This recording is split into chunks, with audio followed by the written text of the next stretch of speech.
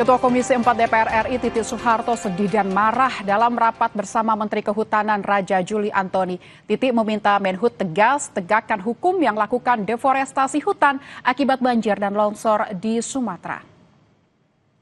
Terus terang saya sedih, miris, dan saya marah. Bayangkan kayu sebesar itu, diameter 1,5 meter itu berapa ratus tahun perlu tumbuh untuk pohon sebesar itu. Ini manusia mana di Indonesia ini yang seenaknya aja bisa motong-motong kayu seperti itu? Hal ini disampaikan Ketua Komisi 4 DPR Titik Soeharto dalam rapat bersama Menteri Kehutanan Raja Juli Antoni. Titik bilang Kemenhut harus segera menindak tegas perbuatan pembalakan liar hingga penurunan fungsi hutan yang masif. Di jalan raya 2 hari setelah peristiwa banjir ini, dan dengan kemajuan teknologi, truk itu lewat di depan hidung kita.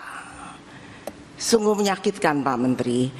Ini suatu, kalau orang Jawa bilang ngece. Apa ngece? Ngejek, mengejek tuh ya. Perusahaan ini ngejek gitu. Di baru kita kena bencana, dia lewat di depan muka kita. Ini suatu suatu hal yang menyakitkan dan menghina rakyat Indonesia. Saya minta kepada Pak Menteri untuk cari tahu siapa perusahaan itu dan tolong jangan ada pohon-pohon besar lagi yang ditebangin. Hentikan semua ini. Saya tidak mau, kami tidak mau hanya sekedar moratorium. Moratorium tuh besok-besok saya hidupin lagi. Tapi dihentikan, nggak usah ada lagi itu pohon-pohon besar yang dipotong-potong.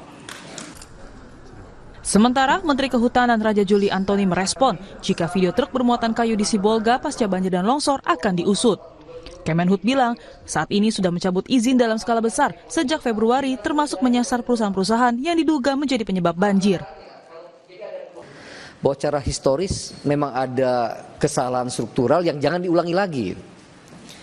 Dan oleh karena itu penurunan angka deforestasi yang sementara ini kami lakukan itu memang tidak cukup mengkompensasi apa yang terjadi pada masa lalu.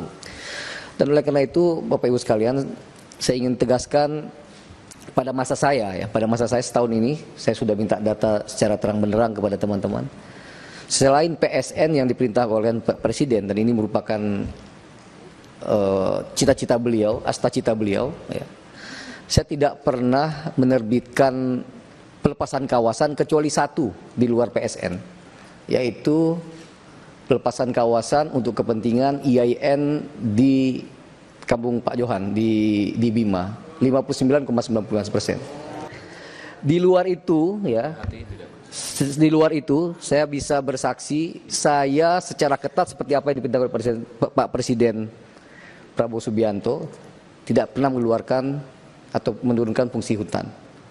Termasuk Pak Ketua, Pak Wakil Ketua, ya, di 3 provinsi terdampak 1 jengkal pun ya, saya tidak pernah melakukan pelepasan kawasan di tempat tersebut. Pasca banjir longsor di Sumbar, Sumut, dan Aceh, Menhut juga menambahkan sejumlah temuan lapangan saat ini tengah diverifikasi dan jika terbukti izin usaha akan dicabut dan proses pidana dilanjutkan. Asri Gunawan, Yanuar Ruslim, Kompas TV, Jakarta.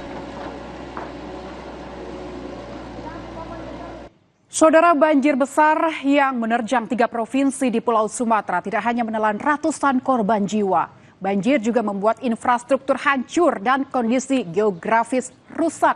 Kami hadirkan perbandingan kondisi wilayah yang terdampak banjir, saudara. Pertama, kami akan ajak Anda menuju ke Kabupaten Agam, Sumatera Barat.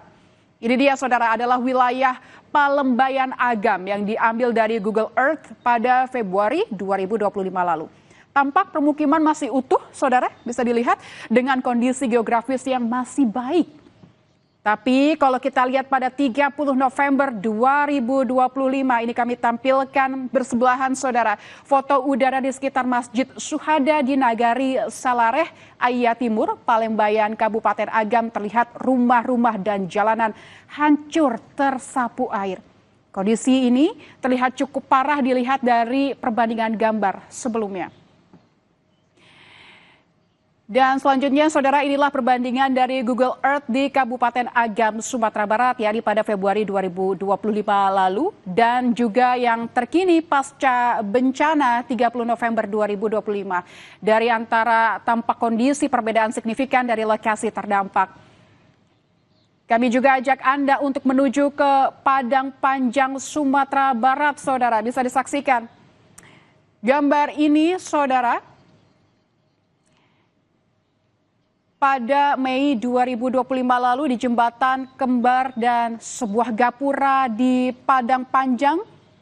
Ini dia yang terlihat masih utuh dengan panorama pemandangan yang sangat bagus dan bersih. Tapi kita lihat pada 27 November 2025 saat terjadi banjir bandang, gapura dan banjir bandang menghancurkan wilayah ini. Tampak jalan raya yang sebelumnya bersih kini tertutup lumpur tebal. Kondisi sekitarnya juga lulu lantak diterjang banjir. Bisa Anda saksikan di layar kaca Anda, saudara, perbandingan antara gambar di sebelah kanan dan sebelah kiri. Inilah perbandingan dari Getty Image kondisi gapura Padang Panjang, Sumatera Barat, yakni pada Mei 2025 lalu. Kemudian kita lihat dari peta geografis untuk wilayah Padang Panjang ini yang diambil pada 26 Juni 2025 terlihat masih sangat normal. Kemudian kita lihat kondisi geografis pasca diterjang banjir. Kondisi Padang Panjang sangat terlihat kondisi air yang menggenang di sejumlah wilayah sekitar daerah aliran sungai. Bahkan luapan air dengan volume cukup besar juga terlihat, saudara, di muara pantai. Kita lihat, saudara.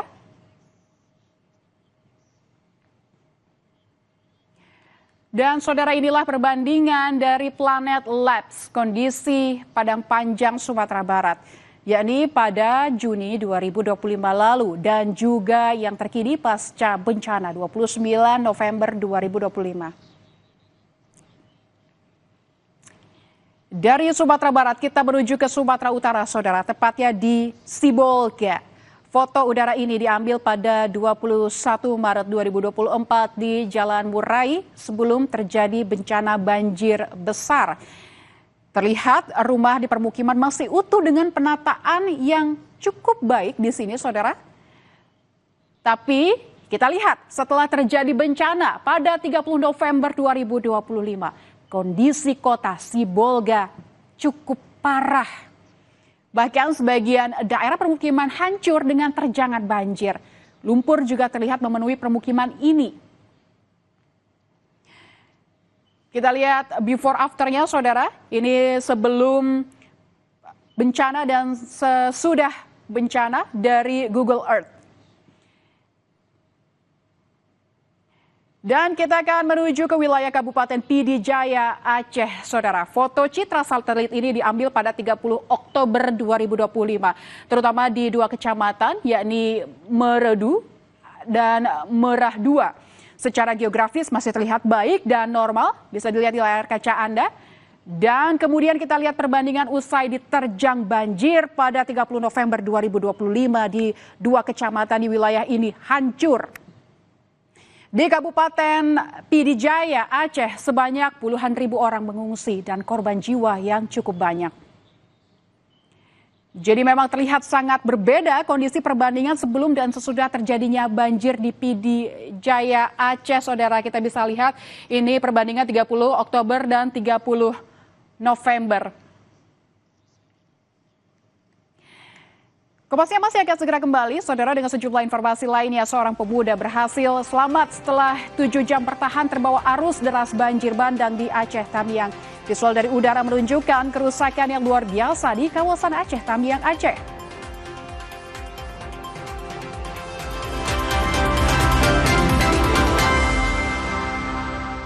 Hits nomor 1 ya Top Coffee Gula.